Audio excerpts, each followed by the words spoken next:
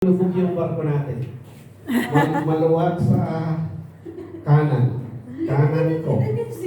Yan. Hoy, balanse! Yung pala, may pambalansi pala. So, happy pa kayo? Happy pa kayo? Yes! Amen, amen. Okay. So, nandito na tayo sa ating last series. Okay? Last talk. Para sa series na to. Sino nakakumpleto? Yung hindi nakakompleto, may remedial kayo mamaya, ha? Bigay nyo lang yung pangalan dun sa likod. Sige, tuloy-tuloy tayo.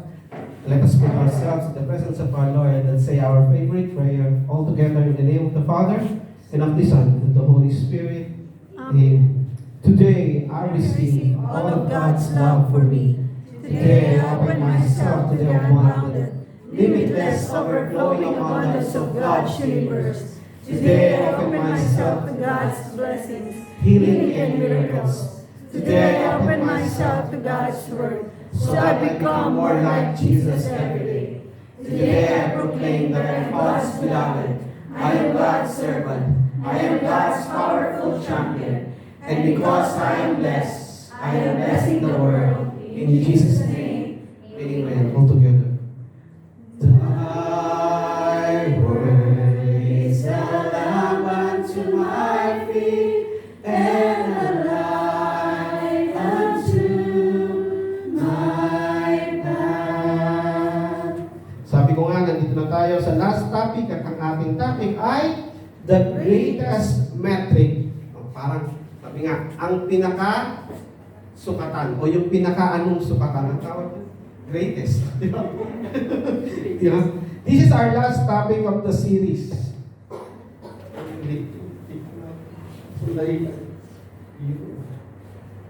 Today, pag-aaralan natin yung tanong natin lagi dati.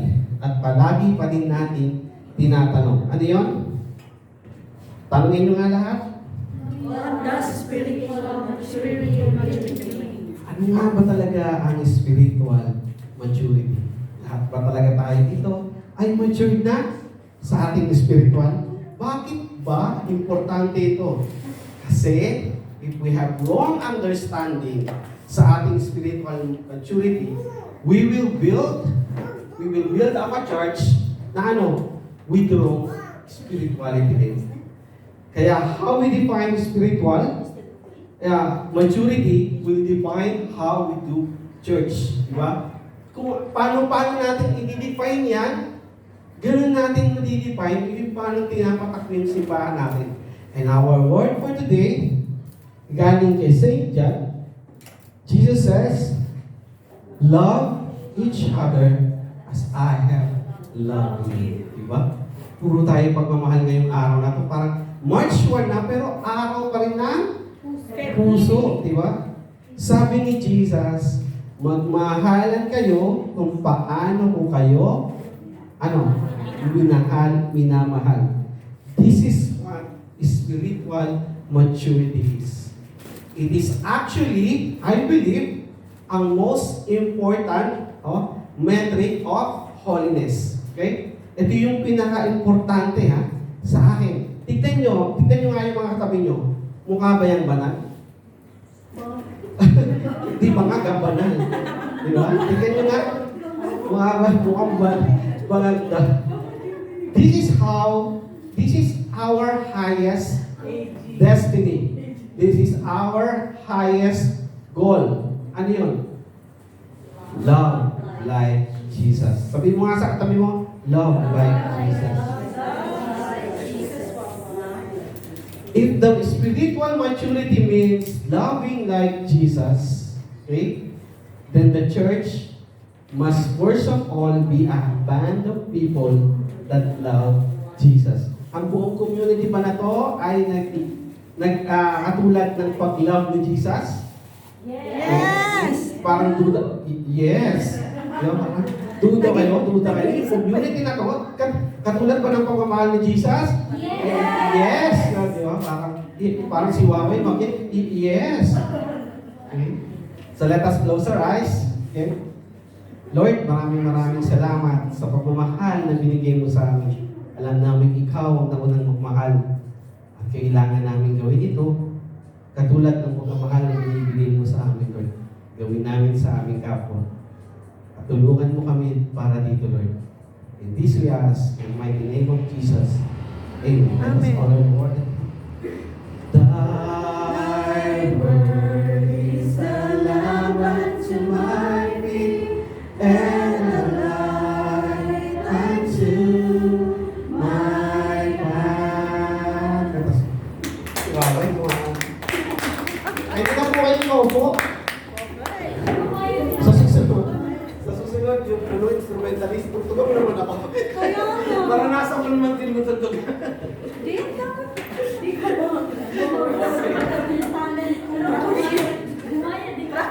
Okay, nakapagkape na ba kayo lahat? Di pa. O sige, pwede kayo magkape. Sige lang. Sir, hihilang po. Excuse me, sir. Excuse me, sir. Okay, tuloy na tayo. May kwento ako, mayroong isang Chinese couple. Okay, sino rito ang mga Chinese? Ako din napapagkamalan ako Chinese. Grabe naman kayo makaha. Alam niyo naman pangalan ko, di ba? Kwokwan. Pinagbili ako sa Chinese, kaya Chinese. Di ba? Itong Chinese couple na to, nagkaroon sila ng anak. So, nanganak yung babae, no? Nagkaanak yung babae. Ano sila, purong Chinese, ha? Hindi half-half, hindi quarter-quarter. Purong Chinese to, ha? So, nung nanganak na yung babae, Chinay ba? Di ba? Nanganak na siya, lumabas yung anak, isang malaki ang mga mata. So, nagulat yung tatay. Di ba, Chinese? Di ba, dapat, singkit, malaki yung mata niya.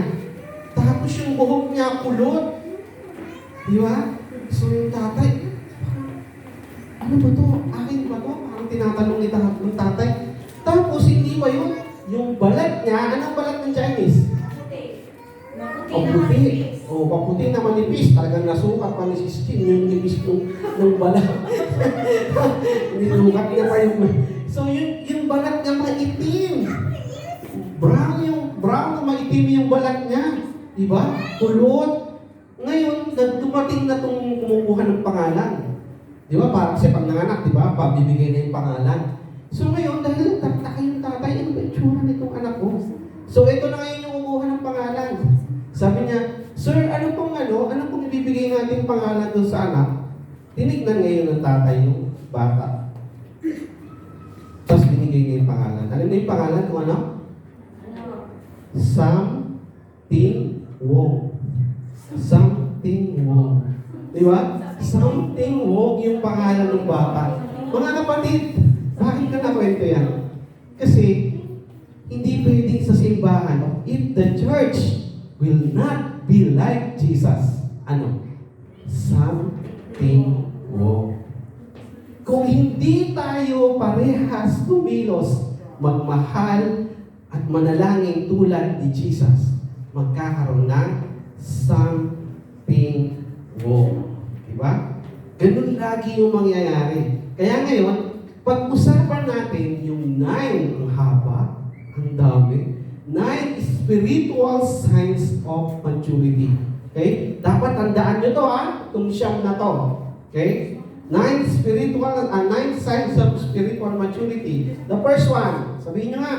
You're growing in receiving God's love.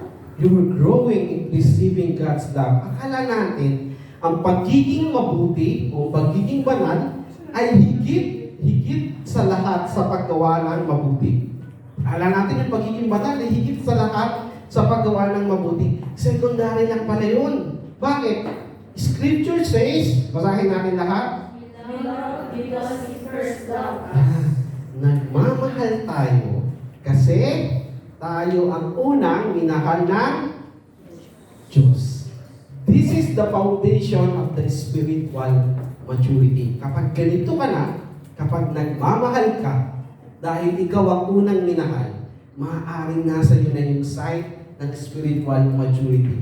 Kaya in every single moment of your life, you have to see God loving you. Dapat ganun.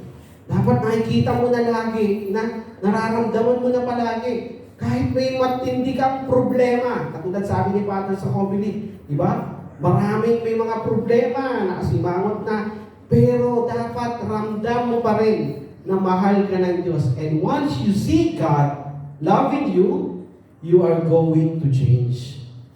Magbabago ka. Kapag nararamdaman mo na minamahal ka ng Diyos, magbabago ang buhay mo. So before anything else, please allow God to love you. Okay? Allow God to love you. Before anything else, are people who allow themselves to be loved by God. Ito yung mga saints. Diba? Before anything else, saints are people who allow themselves to be loved by God. Kaya kailangan natin yan. Diba? Kailangan nating maramdaman. I-allow natin na mahal tayo ng Diyos. Sabihin mo nga, declare mo nga, hawakan niyo yung mga dibdib niyo. Mahal ako ng Diyos. Amen. Okay, second sign. Ano yung una? Sabi mo lang. Diba? You're growing in receiving God's love. Pangalawa? You're growing in gratitude. Yung lahat ng bagay, pinagpapasalamat mo na. Diba? Parang pagising mo sa umaga, pinagpapasalamat mo na. Ay, ang traffic, salamat sa Diyos. Diba? Parang, ang dami kong trabaho, salamat sa Diyos. Yung parang, ay, ano ba to? Ang gulo-gulo nila, salamat sa Diyos. Ang pangit naman nila kumanta, salamat sa Diyos. Diba? Parang, yung naamoy mo yung kasama mo sa trabaho, ang baho, salamat sa Diyos. Diba? Kasi nakakaamoy pa ako. Wala nang COVID. Diba? Dapat ganun. Yung lahat ng bagay, pinagpapasalamat mo na. You know, you're maturing spiritually when you see His love everywhere. Okay? And every action you make is a thank you to that love. Kasi naramdaman mo na, inalaw mo na ang pagmamahal ng Diyos, dapat matuto tayo magpasalamat araw-araw sa binibigay sa atin. Amen? Amen. So ano yung pangalawa? You're growing in gratitude. Ano yung una?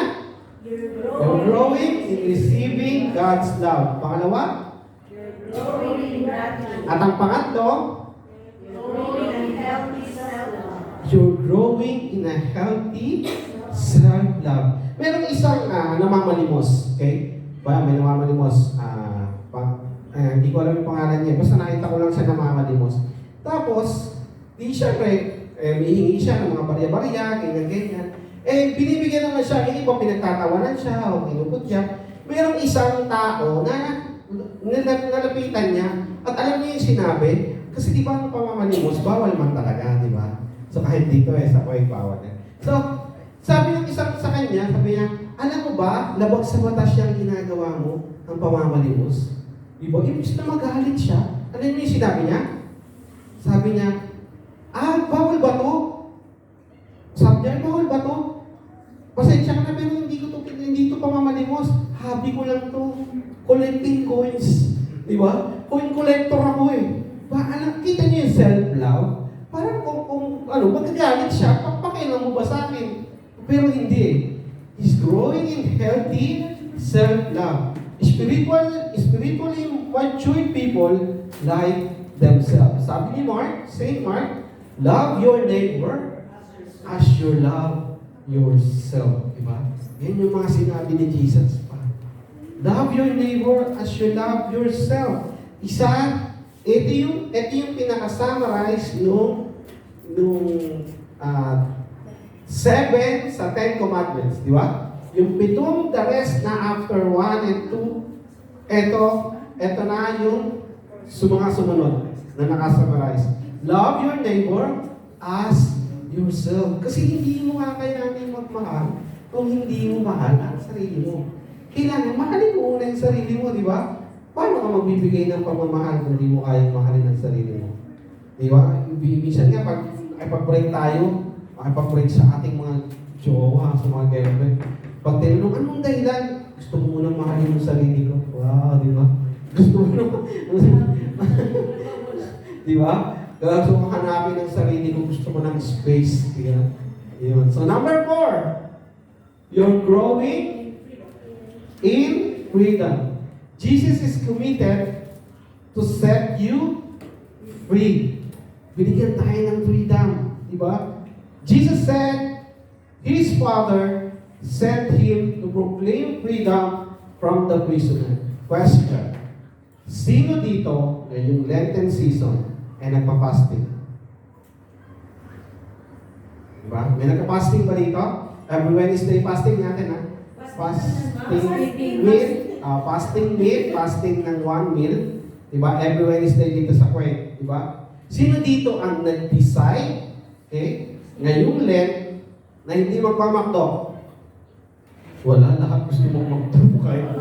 Diba? Walang nakapag-decide. Sino dito ang nag-decide ngayong Lent na hindi mag-milk tea? Oh, wala din, diba? Wala din nakapag-fasting kahit yung simpleng bagay naman. Sino dito ngayong Lent nakapag-decide na hindi mag-Starbucks? Patay, tablado na. Diba? O, sino dito ang nakapag-decide ngayong Lent na hindi magmamarites? Diba? Sino dito ang nagsabi na ngayong Lent hindi kakain ng karne? As in, buong Lent, walang beef. Pero parang dito ang hirap, no? Kasi walang prutas, ay wala naman kasi gulay naman. Sayang yung gulay sa baboy, nagaling pang Pilipinas. Di ba? So bakit nga ba tayo nagpa-fasting? Nagpa-fast? O why tayo nag-abstain? Okay? Kasi it will, keep us free. Magiging malaya tayo dito. Magiging malaya tayo kapag tayo nagpa-fasting. Yung nga, bro, hindi nga kasi para kaming preso. Kasi gusto kong kumain sa McDo, hindi ako makakain. Gusto kong mag-Starbucks, hindi ako makakain. So, paano ako naging free sa pagpapasting ko? Diba? Bakit free? Free from the things that we will not bring to heaven. Free from the things that we will not bring to heaven. Mga bagay na alam mo na hindi naman talaga kailangan sa pagpunta natin sa langit. Kaya tayo nagpapasting. Kasi hindi yun yung kailangan.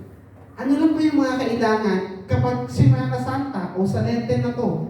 Diba? Makipagkapwa-tao, magmahalan, magkapatawaran. Ito yun eh. Ito yung kailangan. Fasting is and abstinence, they prepare us for death. Para wala tayong mga utang na kung ano-ano dyan. Tapos wala po tayong mga bagay na dadalhin dito. Tandaan natin yan, ha? Kahit anong ganda ng gamit nyo na binibili nyo, bawat sale o bawat mamahaling store shop, wala tayong dadalhin yan. Wala tayong dadalhin na kahit isa dyan. Ba? Kung naisip mo nga, yung katoliko namin may-ari ng company natin. Siya yung may-ari. Ang yaman niya, grabe. Bilyon talaga yaman. Pero nung namatay siya, noong 2019,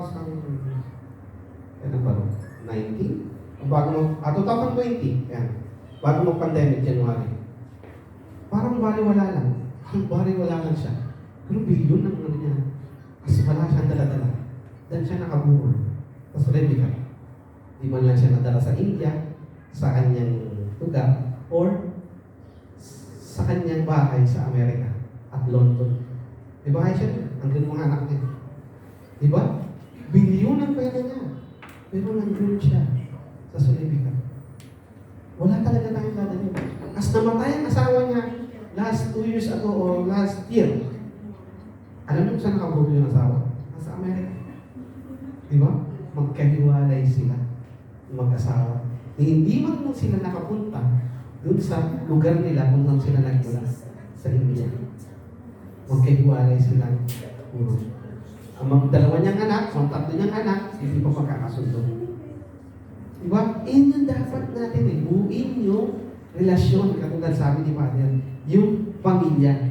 Kasi yan lang dadali natin, yung kabutihan na sinasabi, yan ang magiging susi natin sa langit. Kaya sabihin mo sa katabi mo, kapatid, bumitiw ka na.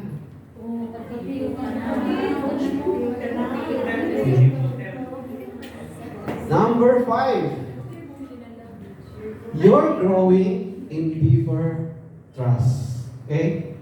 You're growing in deeper trust. At eto mag-experiment tayo Okay? Kung ganito na yung mga joke to, wala nang matatawa, di ba? Parang pag mga corny yung mga joke, wala nang matatawa. Sige, anong ibig sabihin ng FR sa alaksan? Ano? Okay. Pain reliever. O, di ba? Pain reliever.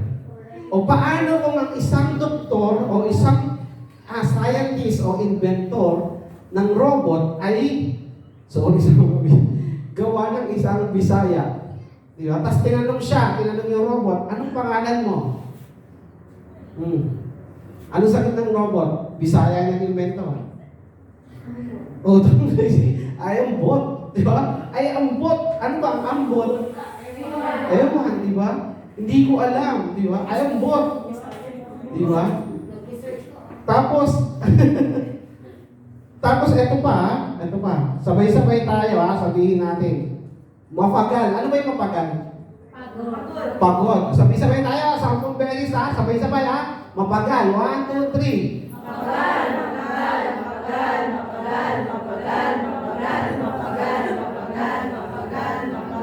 Ano ang apelido ni Gloria? Arroyo! Ano ba kayo?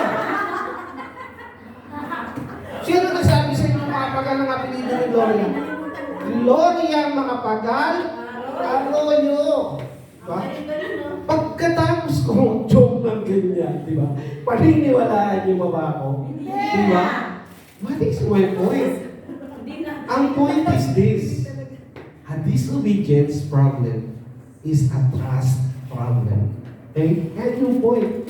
Hindi ako sumusunod kay Lord. Bakit? Kasi wala akong tiwala. Kaya minsan ayaw natin sumunod sa Diyos kasi wala tayong tiwala. A truly spiritual, mature person is trust and obey God. Okay? Malinaw? Arroyo ang apelido ni Gloria. Okay? Number 6. Your focus on the spirit of the law, not the letter of the law. Okay? During the time of Jesus, at mga tinuturo niya, yung lahat ng galing sa Torah. He is talking about the Torah. Alam niyo yung Torah, di ba? Yun yung law. Di ba? Book of laws, di ba? Yung Genesis, Exodus, Leviticus, Deuteronomy, Numbers, yung tinapit natin last time. Ba? During that time, ito yung mga tinuturo ni Jesus, yung nasa Torah, in the Sermon of the Mount, diba? Yan yung mga tinuro niya. Yung do not kill, do not commit adultery, obey the Sabbath day. Pero meron pa siyang pinakita. Yun yung the spirit of the law. Okay? Ito yung halimbawa ng sinabi ni Jesus. The Sabbath was made to meet the needs of people. And not people meet the requirements of Sabbath. What is Jesus saying? Laws were made for people, not people made for the laws. Okay? Malinaw? Because God's heart, people come first, never the laws. Okay? Sa puso ng Diyos, ang tao muna ang nakuuna kisa yung mga batas. Question po, mahalaga ito Is there a case, when church leaders need to ask, is there a case when the church leaders need to ask a church member to leave? Tagalogin ko, meron bang mga church leader na sinabihan ang isang church member na umalis? Meron? Yung sinabi niya, huwag ka na dito. Di ba? Meron ba? Meron yun. Okay? Meron yun at pwede yun. Pag-uusapan natin yan sa next series. Okay? Bakit pinaalis yung mga member na ito? Okay? Bakit siya pinapalis? When their sin is so dangerous. Yung sabi ko nga kay Wawa, yung dangerous, yung nakikitang animal sa Australia. Yung dangerous. Kankerous pala yun. Di ba? Hindi, yun, totoo yun. Kapag sobrang nakakatakot na yung kasalanan na ginagawa niya, yung bagang matay ikaw o yung buong community ay pwedeng ma-apektuhan. Pwede silang paalisin o pwede silang iusok, di ba? Ganon. Oo, dito sa community natin, tanggap yan lahat. Tanggap naman natin lahat. As long na hindi naman natin sila tinotolerate. Di ba? Yun yun. Kaya natin silang tanggapin at mahalin kasi yun ang kailangan. Pero hindi natin sila kailangan i-tolerate. Okay? May maliwanag yan ha. Itatakin natin yan sa ating next series. Number 7. You're finding God in the ordinary. Okay? If our God encounters don't overflow outside church settings and religious gatherings, we don't get the point of God's kingdom. Ba? Yung nagluluto ka, nandun si Lord. Naging masarap yung luto mo, ay hindi ka marunong magluto. Kasi nandun si Lord. Di ba? Nandyan yung presence ni Lord lagi. Yung kumakanta ka, parang kinakabahan ka, pero lumabas dun sa pagkanta mo, ang ganda. Kasi nandun si Lord. Diba? God wants us to meet in your ordinary life. In your ordinary time. Ha? Dapat lagi natin yung tandaan. Hindi natin makikita, hindi lang natin makikita ang Diyos sa simbahan. Kahit sa simple at ordinaryong araw at oras natin, naroon ang Diyos. Get nyo ba? Malinaw mo ba? Malinaw mo ba? Okay, number 8. You're growing in humility. Wow. Humility is the mother of all virtues because it opens us to God's love. If you notice, okay, everything circles back to the number 1 sign of maturity. What is that? Ano yun? Yung bumabalik lang siya, di ba? Receive the love of God. Babalik at babalik lang siya. Humility is acknowledging your brokenness. Sabi nga ni Father kanina, walang perfectong pangalan doon sa misa. Walang perfecto. Di ba? Walang perfecto. You need to acknowledge your brokenness before God. Humility is admitting to the Lord, okay? Admitting to the Lord that you are desperate for His grace. Lahat tayo ay kailangan ng grasya ng Diyos. Wala ditong malaki ng sweldo. Wala ditong mayaman. Lahat tayo kailangan ng grasya ng Diyos. Humility is the only antidote to self-righteousness para hindi tayo maging mapanghusga. Kailangan natin ng humility. Kailangan natin maging humble. Para hindi, ito yung antidote. Di ba parang ito yung pwedeng isaksak sa'yo para hindi ka mapanghusga sa kapwa mo. Sa kapwa mo tao. Kasi mangyayari niyan kapag wala ang humility, magja-judge ka na magja-judge ng tao. And finally, the ultimate mark, okay, of spiritual maturity is this. Invite ko na kayo tayo. Tapos na tayo. Diba? Mabilis lang. Number 9. Sabihin nyo nga lahat. Growing in selflessness. Again, sabihin sa katabi nyo. You're growing in selflessness. You don't need to wrestle with others to grab what you need. Di nyo kailangan mo ay patunahan.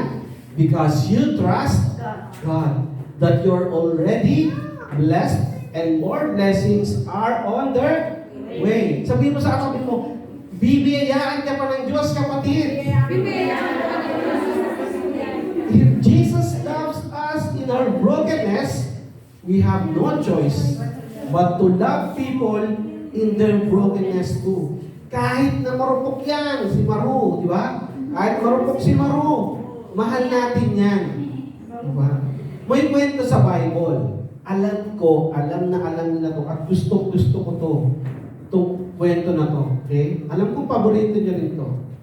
Okay? One day, a group of angry holy people, okay? Angry holy people throw, di ba? Doon sa isang babae, okay, na nangalunya. Alam niyo na yung istorya, di ba? Inarap siya doon sa maraming tao. At itong mga Pariseo na nagdala sa kanya, at sabi sa kanya, according sa batas ni Moises, babatuin siya hanggang siya ay mamatay. Di ba? Babatuin siya hanggang siya mamatay. Pero si Jesus, sinusubukan nila si Jesus kung ano ang magiging hatol ni Jesus. Dahil si Jesus, that time, ay nagtuturo about the laws. So gusto niyang subukan ng mga Pariseo si Jesus kung magiging hadlang ba to sa tinuturo nilang Torah. Kaso si Jesus hindi. Magaling siya eh. Diba? Ang sagot niya ay ito. Ang sabi niya doon, kung sino ang sino ang walang kasalanan, siya ang unang bumato o mambato. Yun yung sagot niya. Sa ibang verse, ang sinasabi, kung sino ang mga malinis dito, siya ang unang bumato. Diba? Kung sino yung mga nagtuturo ng batas, siya ang unang bumato. Na walang kasalanan, siya ang unang bumato. May bumato ba? Wala, di ba? Kasi lahat sila ay makasalanan. Si Jesus, hindi siya makasalanan, di ba? Bumato ba siya? Hindi rin. Ano yung ginawa niya? Yumuko siya, nagsulat, di ba? Ang sinulat niya, saka na kita babatuhin. Hindi natin alam, di ba? Yumuko lang siya at may sinulat siya dun sa buhangin. Pero ito yun, no? Sabi niya dun sa babae, sabay-sabay tayo lahat. Neither do I condemn you. Go and from now on sin no more. Diba? Neither do I condemn you. Go, and from now on, sin no more. Mahalaga yung sinabi ni Jesus. Higit sa mahalaga dyan, alam niyo kung ano? Alam niyo kung ano? Nakukuha niyo? Yung sequence ng pagkakasabi niya. Diba? Neither do I condemn you. Go, and from now on, sin no more. Diba? Hindi niya inusgahan yung babae at pinatawad niya pa. Yung iba sa atin, sige, patatawarin muna kita. Patatawarin kita, tapos sabihin husgahan, di ba? Sin no more and I won't condemn you. Yan yung gusto ng iba. Di ba? Huwag ka munang magkasala, hindi kita i-condemn. Yan yung minsan na ginagawa natin. May kondisyon muna tayo. Pero si Jesus, sabi niya, neither do I condemn you. Go, and from now on, sin no more. Okay? Ang ganda nun. Sa ibang sekta or sa ibang community, makikita natin yan. Kung paano tumanggap yung mga tao. Kung paano tayo pumasok sa loob ng community na yon. Yung iba dyan, ang sinasabi ay, believe, behave, belong. Kailangan mo munang maniwala at kailangan mo munang mag-behave para ikaw ay mapabilong sa kanila. Pero sa peace, hindi po. Sinusunod natin yung tatlo na yan. Amen? Nakikita niya? Sinusunod natin yung tatlo na yan, pero ganito natin siya sundin. Belong, believe, behave. Diba? Kukunin muna natin sila. Tatanggapin muna natin sila. Isasama muna natin sila. At sila ay sa sarili nilang pamamaraan sila ay maniniwala. At sila ay magbabago. Diba? Kuha nyo? Ganyan dapat ang ating gagawin. Kasi nga love never fails. Hindi yan kailanman magkakamali, hindi yan kailanman mapapantayan ng kahit ano, lalo na ang pagmamahal ng Diyos. Hindi kailanman mapapantayan ng kahit sino. Kaya kailangan natin gawin, mahalin natin ang ating kapwa, kung gusto nating magkaroon ng magandang relasyon sa tao at sa Diyos. Let us close our eyes, mga kapatid. Mag-worship tayo kay Lord. Okay? Let's open and let's offer this worship ng buong puso. Okay? Ng buong pagmamahal na alam natin na kailanman hindi natin kayang suklian yung pagmamahal na binibigay ng Diyos sa atin. Pero sa ganitong paraan, okay, mag-worship tayo sa Kanya ng buong puso at ng ating buong kaluluwa. Okay? Lord, maraming salamat sa mga biyayang pinagkaloob niyo sa amin, Lord. Maraming salamat sa pagmamahal na lagi mong ibinibigay sa amin, Lord. Naway matutunan namin patawarin, Lord, yung mga taong nagkasala, mga taong nanakit sa amin, Lord. Ang mga taong paminsan-minsan nila kukulang sa amin. Matuto namin silang unawain sapagkat kami may pagkukulang din, Lord.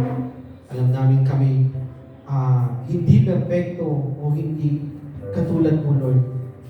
Alam namin, Lord, na kulang kami. Ikaw ang kukumpleto sa amin, Lord. Hayaan mong lumapit kami sa iyo, Lord. Hayaan mo kami matuto sa iyong mga salita, matuto sa iyong mga gawa, at higit sa lahat, matuto ng iyong pagmamahal. Ito ay nihiling namin sa iyong dakilang pangalan na si Jesus, aming Panginoon. Amen. Let us continue to worship our Lord.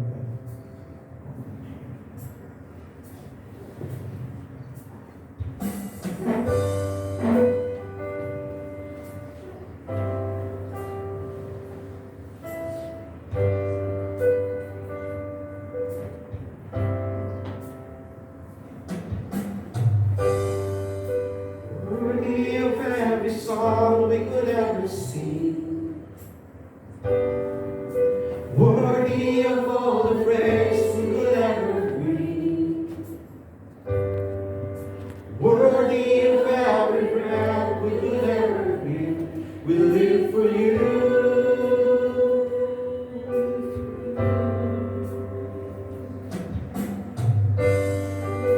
Jesus, the name above every other name. Jesus, the only one who could ever save.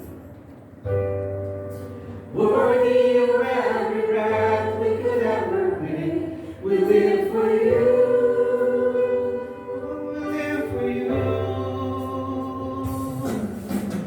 Holy, there is no one like you. There is none beside you. Open up my eyes and wonder. Show me who you are and fill me with your heart and lead me in your love to those around me. Oh, sing this praise song, worship song to our Lord God, to return all the blessings that He has given to us. Let's all together let's sing. Worthy of every song we could ever sing, worthy of all the praise we could ever bring, worthy of every breath we could ever breathe. We live for you. Oh, we live for you. Jesus.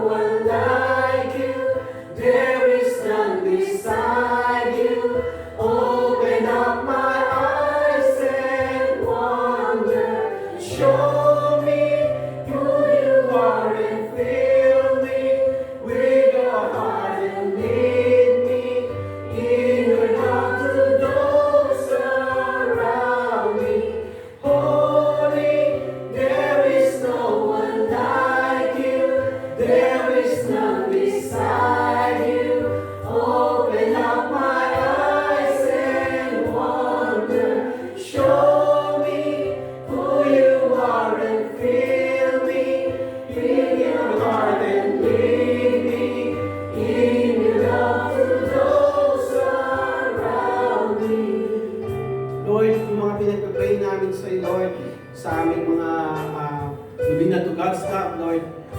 Alam namin na ibibigay mo to sa amin, Lord. Alam namin ibibigay mo to ng buong puso, Lord. Ibibigay mo to sa amin, siksik, umaapaw, Lord.